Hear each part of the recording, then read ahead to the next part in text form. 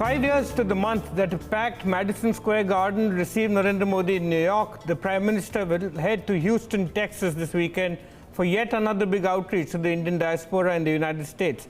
This Howdy Modi extravaganza will be unique because in attendance with him will be US President Donald Trump. To talk to us about what's in store this weekend is the man who's the brains behind this unique form of NRI diplomacy that Prime Minister Modi has made his own. Vijay Chauthaiwale, the head of the BJP's Foreign Affairs cell, who's joining us from Houston. Mr. Chauthaiwale, in these last 5 years, we've seen mega events held across practically every continent. For you, from what started out in New York in September 2014, what constitutes a successful meeting with the NRIs for the Prime Minister? What dividend does it yield after the rally is done? First of all, thanks to BloombergQuint to invite me on this dialogue. One of the most important factor is the appeal of Prime Minister Modi to the global diaspora, without which any of such event would not have been successful. His appeal, his charisma, and his connect with the global diaspora is one of the prime reasons behind the success of all these events. As Prime Minister Modi connects and engages to Indians residing in other countries and has done so over the last 5.5 years, are they able to take back what he lists out as the nation's priorities back to their own elected representatives, make their case to the governments and the representatives there? Does that yield fruit? There are 2-3 long-term impact of this diaspora connect. First of all, Indian diaspora has reconnected with India, otherwise which was confined to some annual celebration of Pravasi Bharatiya Divas in past. So now there is a continuous engagement between Indian diaspora, Indian government, and also through the Indian embassies and consulates. So everyone now appreciates how the consulates and embassies are responsive to the needs of diaspora. So that is the internal change. On the external side, with a larger audience of their own country, suddenly Indian diaspora's prominence has grown up tremendously. For example, in Houston also, so many Uber drivers are talking about Howdy Modi event here. And when I checked in my hotel 4 days back, and when we 3-4 of us came together, first thing the receptionist asked that, "Are you coming here for Howdy Modi event?" So this shows that the visibility of Indian diaspora has gone up tremendously. Third thing that has happened is that the stature of Indian diaspora in their own country has gone up tremendously because of these events. And when the heads of the government or head of the state attends this program, which is happening in Houston, naturally the stature of the event and stature of the Indian diaspora has gone up several fold in last few weeks. What was the thinking in asking President Trump to be a part of this event this weekend? This is not the first time head of the state or head of the government is attending the event. That's right. There are 5 instances at least in past where the prime ministers have attended the diaspora event. Here also the organizers have invited him as a president of United States, as well as they have invited several congressmen, governors, and local officials. So on Sunday, what you will see is the plethora of elected representatives coming and giving audience to Prime Minister. It is, of course, a very special moment for all of us that President Trump was also invited by the organizers, and he has accepted the invitation. Is President Trump likely to do a full-fledged speech over there as well?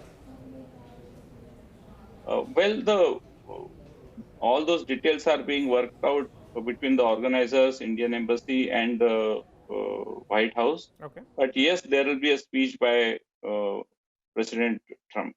Okay. I just wanted to get for BloombergQuint's viewers and readers a little more of a preview of what's in store in Sunday. Every time you've stepped up the scale of these events around the world, what else will be special this Sunday? See, this event is going to be at around 11 o'clock.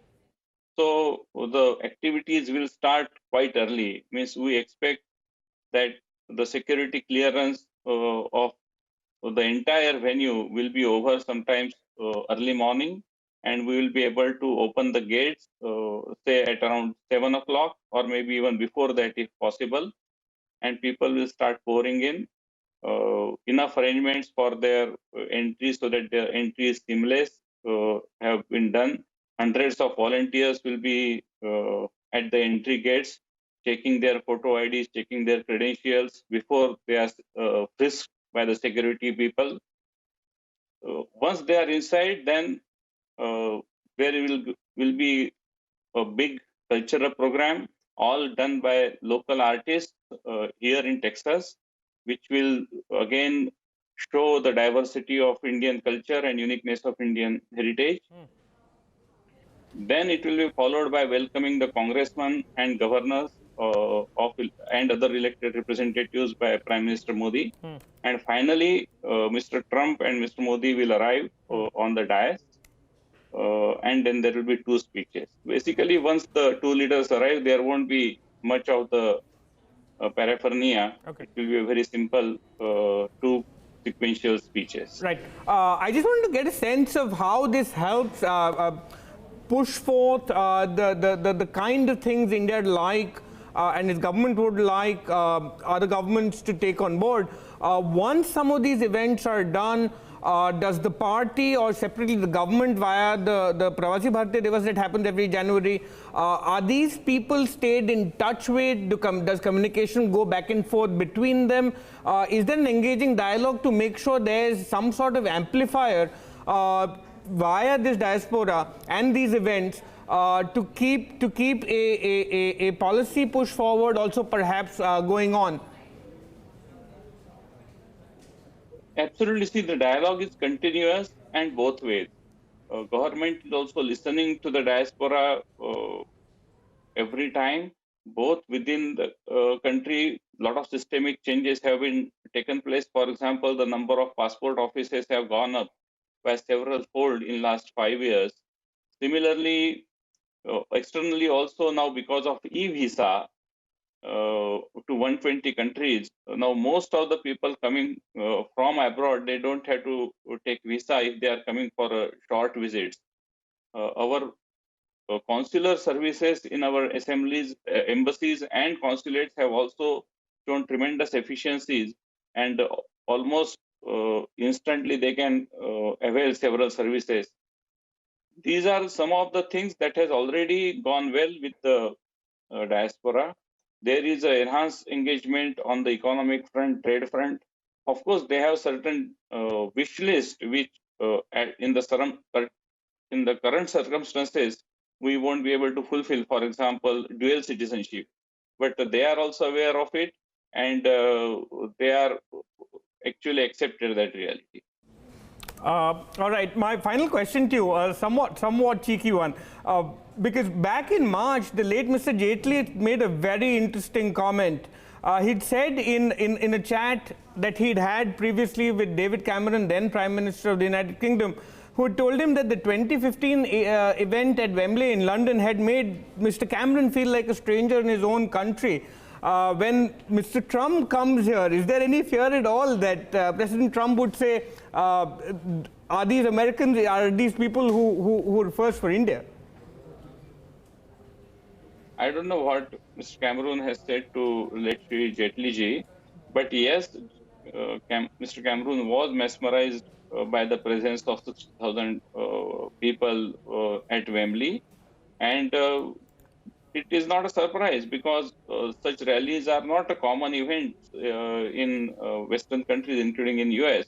Even in US, except the inaugural ceremony of the president, where hundreds of thousands of people attend when the new president takes the oath, no such big political rally anyone has witnessed in the latest past, and therefore there will be tremendous amount of curiosity and enthusiasm, and and also an element of overwhelming nature of Indian diaspora at one place will be there. and I'm sure it will have a lot of different reactions from the people who have never seen such kind of events in their country. All right, Mr. Chauthaiwale, thank you very much for making time in your schedule as you prepare Sunday's event, and we hope to speak to you soon. Thank you very much for joining us on BloombergQuint, and thank you for watching.